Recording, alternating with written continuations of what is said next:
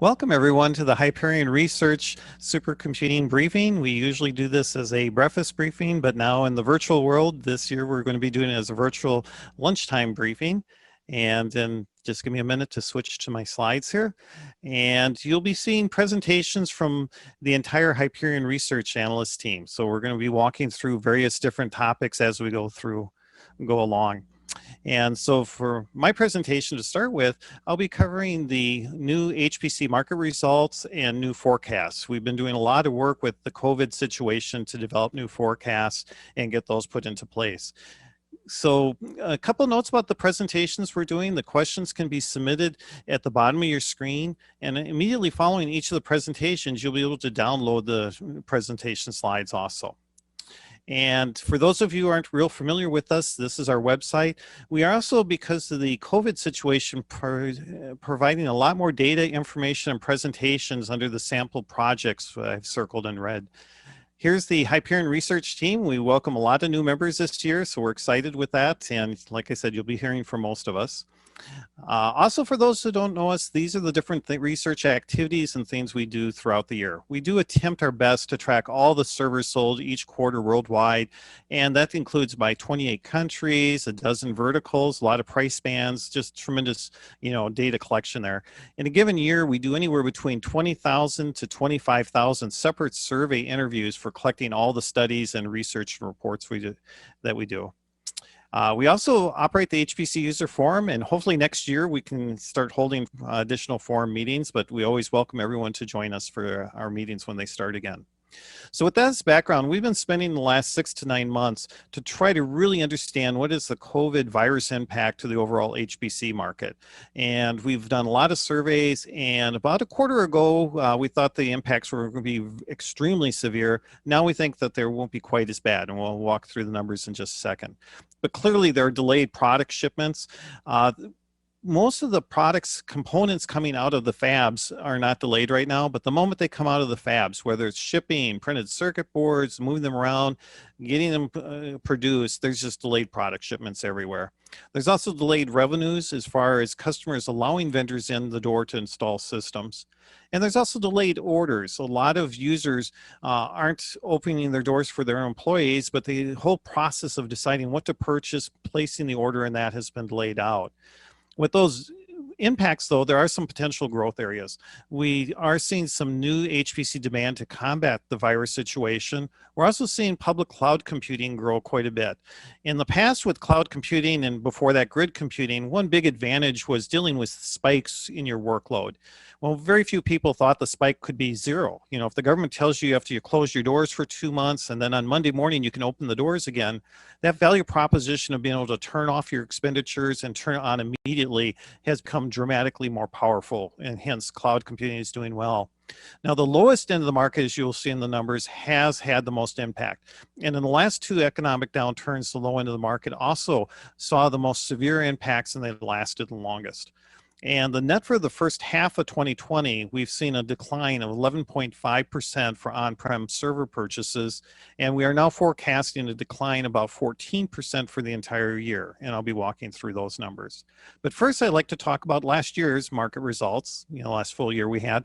2019 was a record-breaking year, just slightly over 2018, but because 2018 was a record-breaking year, 2019 also was. So the overall on-prem HPC server market is running around, or was 13.7 billion last year. And here's how 2019 split out by the dozen verticals that we track. The amazing part to me right now is we have 5 verticals that are spending more than 5 billion a year.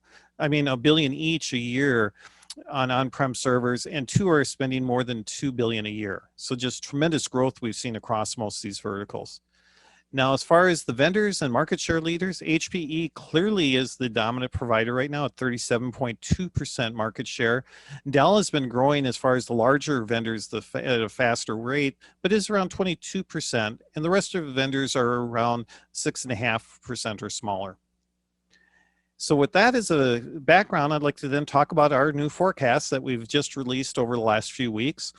And here's a comparison of our new forecast from November, our July forecast in May. Now, May was pre-COVID. July was our first COVID forecast.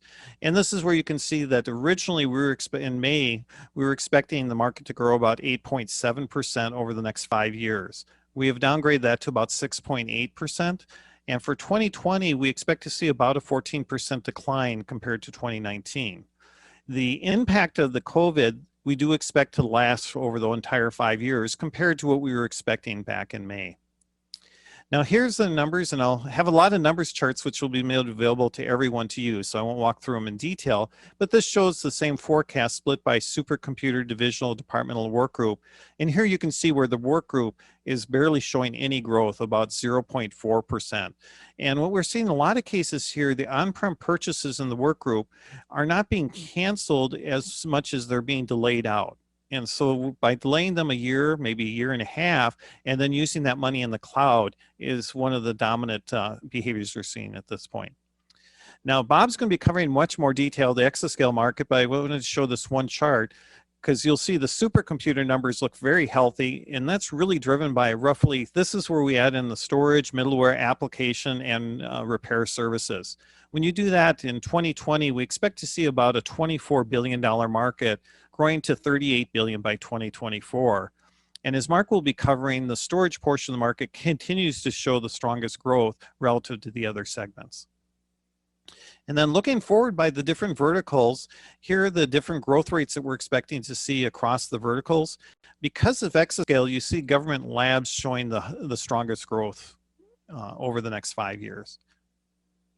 And just to help you as far as background, here are the short definitions for each of the vertical segments. We do have much more detailed ones, but we're always asked, what is really in each category? And this, we're providing this to everyone.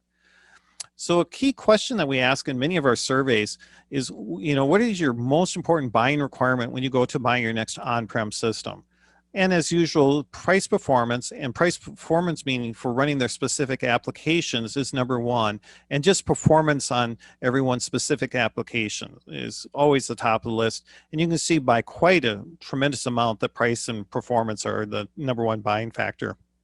But security, having faster CPUs have grown quite heavily on the list. And the new AI big data capabilities is now important to 20% or 22% of the sites. And the next question we're often asked is, what is keeping you back from buying a lot more on-prem? And what are the number one barriers? No surprise, the financial barriers continue to be the number one issue. But then also power and cooling costs now has grown to almost being half of the sites at 43%. And then density or space limitations is important to 30% of the buyers as far as their constraint. So in summary, the questions can be submitted at the bottom of your screen, and as I said previously, you can immediately download each of the presentations we'll be covering as soon as we complete those. And for additional information, contact info@hyperionresearch.com.